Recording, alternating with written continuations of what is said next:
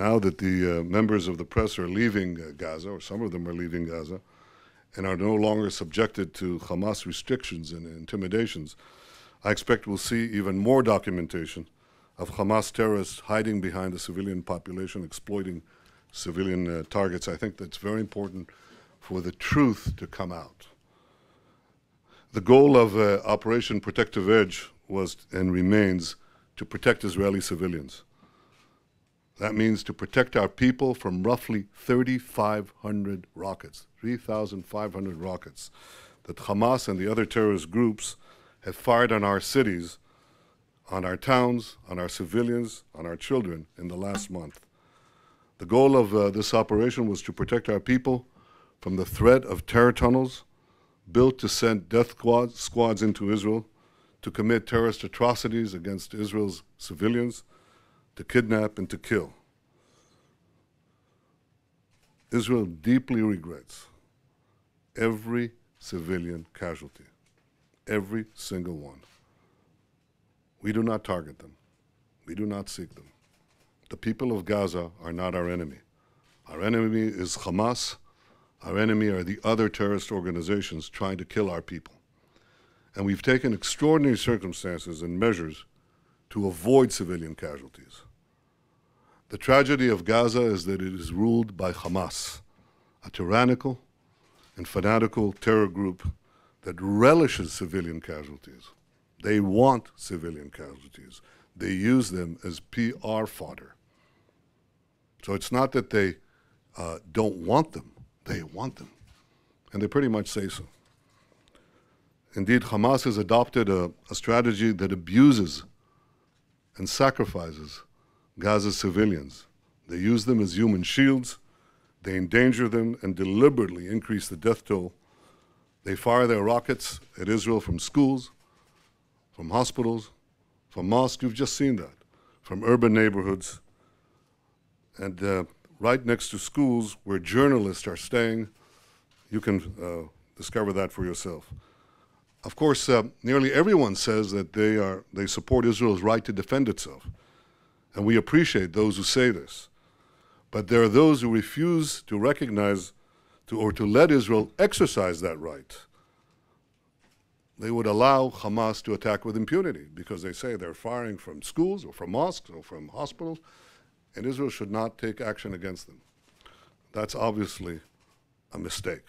It's a moral mistake. It's an operational mistake because that would validate and legitimize Hamas's use of human shields, and it would hand an enormous victory to terrorists everywhere and a devastating effect to the free societies that are fighting terrorism. If this were to happen, more and more civilians will die around the world because this is a testing period now. Can a terrorist organization fire thousands of rockets at the cities of a democracy? Can a terrorist organization embed itself in civilian areas? Can it dig terror tunnels from civilian areas? Can it do so with impunity because it counts on the victimized country to respond as it must, as any country would, and then be blamed for it? Can we accept a situation in which the terrorists would be exonerated and their victims accused? This is the issue that stands not only before the international community today regarding Israel, it stands before the international community with a wave of radical terrorists that are now seizing vast cities, civilian population, and doing exactly the tactic that Hamas is doing. That's exactly what ISIL is doing, what Hezbollah is doing, what Boko Haram is doing. What Hamas is doing is what Al-Qaeda is doing. And the test now is not merely the test for the international community's attitude towards Israel, an embattled democracy using legitimate means against these double war crimes of targeting civilians and hiding behind civilians. The test is for the civilized world itself, how it is able to defend itself. Israel accepted and Hamas rejected the Egyptian ceasefire proposal of July 15th. Now, I want you to know that at that time, the conflict had claimed some 185 lives. Only on Monday night did Hamas finally agree to that very same proposal, which went into effect yesterday morning. That means that 90%, a full 90% of the fatalities in this conflict could have been avoided had Hamas not rejected then the ceasefire that it accepts now. Hamas must be held accountable for the tragic loss of life.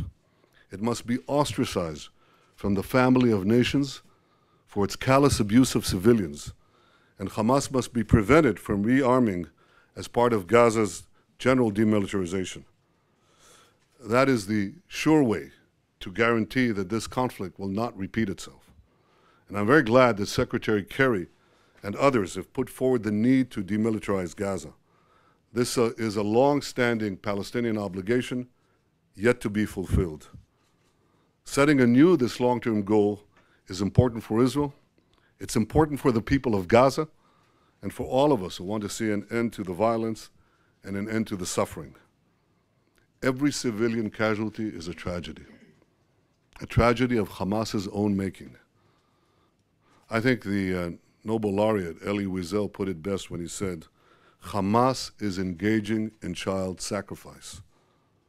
And this is something for which it must be held accountable. For the sake of all our children, it must not be allowed to get away with this. We started dealing with the tunnels. First of all, we were going to deal with the threats posed from Gaza, either by military means or by diplomatic means. One of the two, or both. We began dealing with the first tunnel before the Egyptian initiative. I don't know if you're aware of it, but we had information about an impending attack from one terror tunnel, and we took action before we had the air attacks on our, before we had the air attacks on Gaza in response to their rocketing attacks. We actually dealt with one tunnel. If we could have dealt with the rest of the tunnels through the Egyptian proposal, which had an immediate ceasefire, as we have now, and both sides can raise the topics, and specifically the issue of security would be raised, that was mentioned there. When we said security, we meant, obviously, that we would bring up the question of the tunnels. Could we deal with it through non-military means and the other threat against Israel? That's preferable. As it turned out, Hamas rejected this, and therefore we had to deal with it in military means. So we addressed the other tunnels, in addition to the one we had already addressed with military means, by by actually going in. That first tunnel was struck from the air. We didn't know that it achieved the result, and it's very hard to achieve that result from the air. You either achieve it by agreement, or you achieve it by actually going in to the other side, finding the points of origin of the tunnel or a point of origin, identifying the trajectory of the tunnel, and then dismantling it, destroying it through various means. And that's basically what we did. If we could have done it diplomatically, fine. If not, we did it militarily. And the Army just told us that they completed this activity, and then we went out. We went in to deal with the tunnels. We went out after we finished dealing with the tunnels. A Jerusalem question, Prime Minister. Well, obviously we're concerned. We hope that everyone will work now to calm the situation. That has been our goal from the very beginning, in Jerusalem, everywhere, in the Palestinian areas.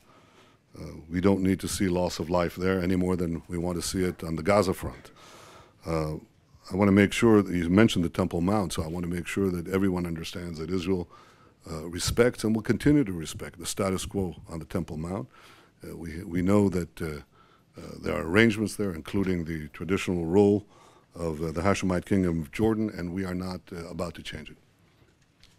First of all, the IDF has suffered the largest casualties yet in any Palestinian Israeli conflict. We understand 61 soldiers killed, 3 civilians. We've seen more than 1,800 people killed in Gaza, 900 or almost 1,000 of which are civilians estimated. Do you really feel that your actions, Israel's actions, were proportionate? And were you using the appropriate precision weapons, even if Hamas is using them as human shields? And a second question, please, I may. we won't have, can I ask one question? Because the Not New everyone York will be able to Times ask did if you too. do too. And we Very want to let as briefly. many people ask. Please. Why don't you ask the first question? Let me answer that, then you can ask the second Thank you. question. Why don't we do that? So first of all, the answer to both your questions is yes. I think it was justified. I think it was proportional. And that doesn't in any way take away from the deep regret we have for the loss of a single civilian. We've gone to extraordinary lengths to avoid civilian casualties. Hamas has gone to extraordinary lengths to ensure that they have civilian casualties, as you've just seen. Now, let's imagine your country. Could be any country. Could be the US, could be Britain, could be Germany, France, India, you name it. Let's imagine your country attacked by 3,500 rockets. Your territory is infiltrated by death squads. What would you do? What would you demand that your government do to protect you and your family? You'd demand that, and you'd be right, because security, protecting the people, is the first obligation of any government. But what if the rockets are fired from civilian areas, and the tunnels come from schools, from mosques, from private houses, where civilians live? Should you then not take action? Do the terrorists have immunity because of the fear that some civilians will unfortunately get hurt? Let me tell you what I think disproportionality is. It's not acting to defend your people and giving the terrorists the license to kill. I think that's disproportionate, and that's wrong. Are you prepared to give Abu Mazen and the Palestinian Authority a leading role in the post-war order in Gaza? And if so, can you talk about that, specifics including policing the borders? We have cooperated and are cooperating with the Palestinian Authority on matters that you raised. There are other matters as well. And the answer is that we're cooperating with them and are prepared to see a role for them. Can you spell that out, please? We're dealing with that right now. I think it's important in the reconstruction of Gaza, assuring the humanitarian aid, and also the security questions that arise, that we have these discussions and the cooperations with them. And in fact, the ceasefire was coordinated, among other things, with them. It came from Egypt, but they were aware of it. They were speaking for the factions, as you know. As far as the humanitarian aid, since I mentioned it, you know, we've given 2,000, we've passed roughly 2,000 trucks of humanitarian aid during the last month or so in which this conflict raged. We even gave humanitarian aid. Most of these trucks came during the fire. A lot of them came during the ceasefire, the humanitarian ceasefire that Hamas refused to recognize for its own people. It's quite amazing. We have to do the ceasefire, the humanitarian ceasefire efforts when Hamas doesn't do it. So we even sometimes, and many times actually, unilaterally called ceasefire humanitarian pauses, which they didn't recognize, but we put in the trucks. We opened a field hospital right on the Gaza passage and the Erez crossing on our side, and we called Palestinians who have a problem with hospitals that were being used by Hamas as terrorist sites, as command centers, as firing posts. So we said, okay, we'll open a field hospital, and we did on our side. And you know what Hamas did? It prevented and warned Palestinians not to go there. Well, some of them straggled through somehow, and we dealt with them. We are now dealing with our people to address the fuel, throughout the conflict, fuel, electricity stoppages, and so on. So Israel is going all out on a humanitarian effort, and we're prepared to do more, and we think more should be done. We just hope that Hamas will start caring for its people and stop preventing humanitarian aid for them, stop sacrificing them as human shields, stop shooting them when they protest, because that's what happens when people protest and they say to Hamas, what have you done to us? Well, they just execute them. Just as they prevent journalists from putting out the full truth, and journalists justifiably are concerned. I can understand that. And Hamas does incredible things, just incredible things. There's a report, it's not my report, it's the Journal of Palestinian Studies in 2012, note the year. It's a few years ago. They've done more things. Hamas officials, according to the Journal of Palestinian Studies, reported that at least 160 children have been killed digging the tunnels. There is something fundamentally wrong here. Hamas is sacrificing its people, sacrificing its children, and it should not be allowed to get away with it. These are tragedies. The loss of a single child is a tragedy. The loss of mothers, women, families is a tragedy. But this tragedy should be put squarely where the responsibility for it belongs. The responsibility for this tragedy belongs with Hamas. It's a deliberate strategy. I'm afraid the last question has to be from the Washington Post. Mr. Prime Minister, you mentioned Secretary Kerry's comments supporting demilitarization of Gaza. I'm wondering if you also support what he said about the need to think bigger now, to use the Cairo talks as an opportunity to think more broadly about a two-state solution. And if so, what will Israel do to move in that direction? First of all, I had a very good conversation with Secretary Kerry today. We work very closely with him and with the U.S. administration, with President Obama throughout this operation and before. There are reports of the substance and the tone of our relationships are distorted. They don't capture the essence of the common values that bind our societies together and bind our governments together. And I appreciate the support that the United States has shown for Israel's right to self-defense and the appropriation that I asked for an additional $225 million of support for Iron Dome. I think these are all very important things for which the people of Israel are deeply grateful. And I want to express that. I think the Secretary's statement on demilitarization as a strategic long-term goal is very important.